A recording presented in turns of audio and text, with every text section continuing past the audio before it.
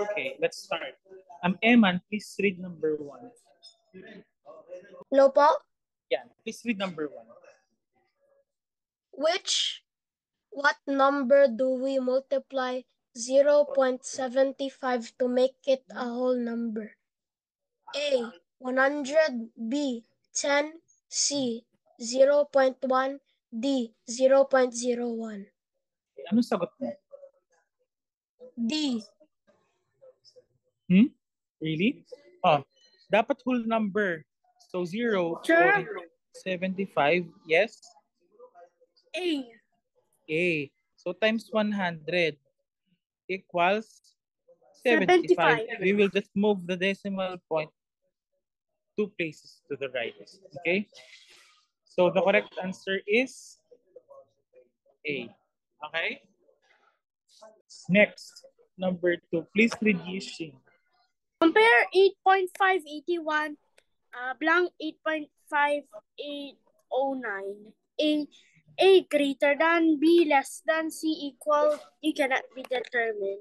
Oh, so what's the answer? A. A, it's greater than. Kasi 1 is greater than 0. Okay? The correct answer is easy. Next, Gab. Please answer. Please read number 3. What is in decimal form? A 0.025, B 0.25, C 2.5, or D 25.0. Okay, what's your answer? Okay, yung decimal form, that is the largest value with no whole number. So ano yun? That is letter B. Okay? Which is, alin lang dito yung no whole number? A and B, di ba? Pero which is larger? 0.025 or 0.25? 0.25. Okay? Next. Please read number 3, Paul. Number 4 pala. Number 4. The side of a square is 0.02 meters. What is its area in square meters? A, 0.04, B, 0.4, C, 0.004, D, 0.0004. Okay. Ano sagot mo? Area is S squared. So this is 0.02 squared. Tama? So ano siya? 2 times 2. 4. Ilan yung decimal places? 4. Kasi we have 2 here multiplied by itself. So 2 plus 2, 4. Kaya the decimal point should be here from 1, 2, 3, 4. 1, 2, 3. With 3 zeros. 0.0004. And that's letter D. Okay? Next, number 5. Please read Dale. If 5 more than twice the number is 25, what is the number? A 2, B 5, C 7, D 10. Sabi dito, 5 more than twice the number. That is 5 plus 2x equals 25. Ayan, sige, solve.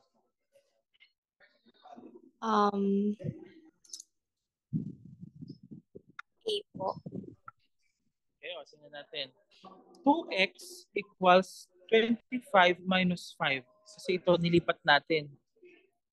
And it is 20. 2x equals 20. Divide both sides by 2. What is x? 20 divided by 2. 10. So the correct answer is D. Okay? So this is algebra. Okay. Next, number 6. Please read, Eman. If a number n is even, which of the following is odd? A, 2n, B, 3n, C, 2n plus 1, D, n plus 2. Ano sagot mo? Sige, I give you 1 C. minute. C. C? Okay, bakit? Kasi n is even times 2, this is even. 3 times even, this is also even. How about this? 2 times n is even. Plus 1, odd. Okay? And here, even plus 2, even siya. So, the correct answer is C. Okay? Easy, no? Easy questions for Pisay. Copy? Sir, this is very easy, sir. Yes. Yeah, number 7. Please read Yixing. 2L plus 2W equals P. What is L in terms of P and W? A. P minus 2W. B. P minus 2W over 2. C. 2W minus P. D. 2W minus P divided over 2. Ano sagot mo? Letter B po. Letter B. Okay, tingnan natin. Sabi L, in terms of P and W, ibig sabihin, dapat L equals P and W. Okay? Now, we have 2L plus 2W equals P. We will transpose positive 2W to the right. It will become negative. So 2L equals P minus 2W. Divide both sides by 2.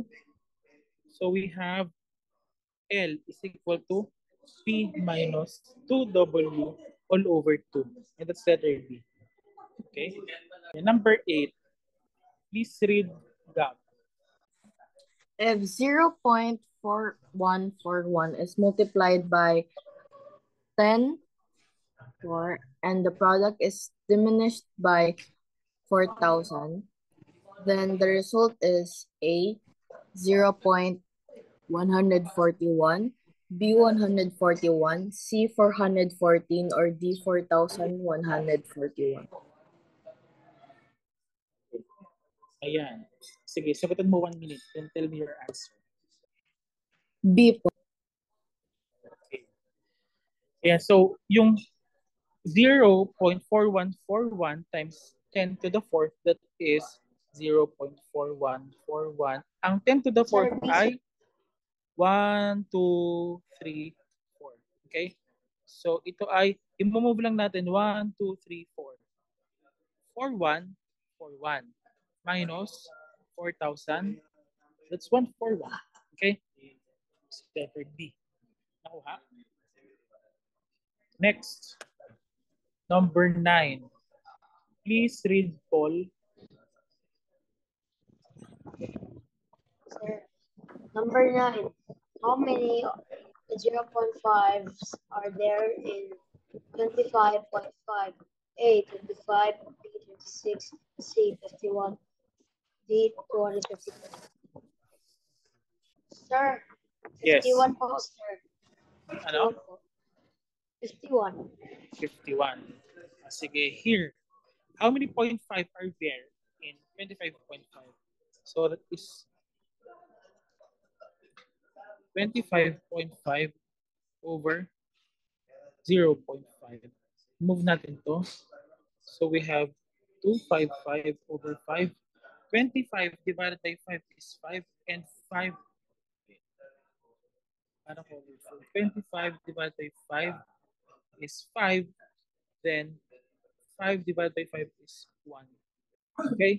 So the correct answer is C. Okay? Number 10. Please read Dale. Alfie earns 75 pesos per hour for each hour. Over 8 hours per day, she earns 125 pesos. How much does she earn if she works 12 hours in a day? A, 600. B, 725 pesos. C, 1,100 pesos. D, 1,500 pesos. Okay, pagsagutan niyo muna. Sir, Yes. letter B. Letter B. O, sige. Solve na natin. So Offie earns 75 pesos per hour. That is 75 per hour. Sabi, for each hour over 8 hours per day, 125 na. So, yung 75 pesos per hour, that is good for 8 hours. Okay? Cancel yung hours. So, how much is this? 40 carry 4, 7 times 8 is 56 plus 4, 600 plus. Sabi, for each hour over 8 hours per day, she earns 125. So, 125 per hour times ilang hours siya nag-work? 12, di ba? So, we will multiply this by 12. Ay, by 12. By 12 minus 8 is 4. Bakit 12 ang nalagay ko? So, by 4 hours. So, 125 times 4 is 500 pesos. So, i-highlight ko na lang.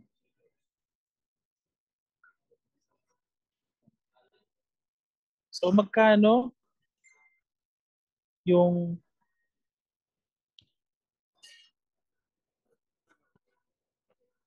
total?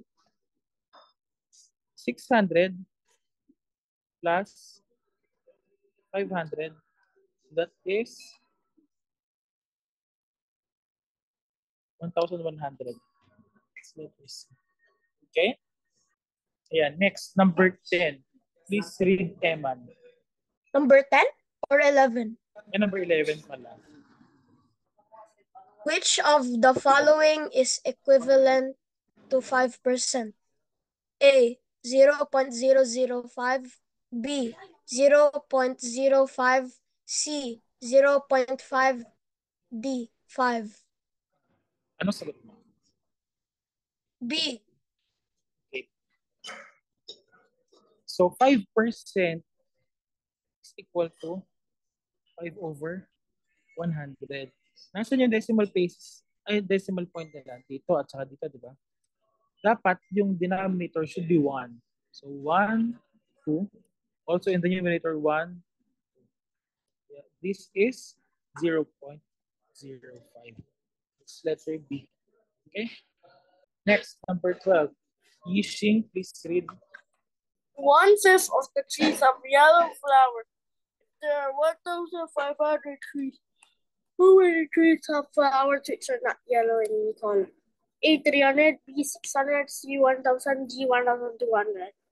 Okay, answer. 1,200. Okay, let's check. 1/5 yellow.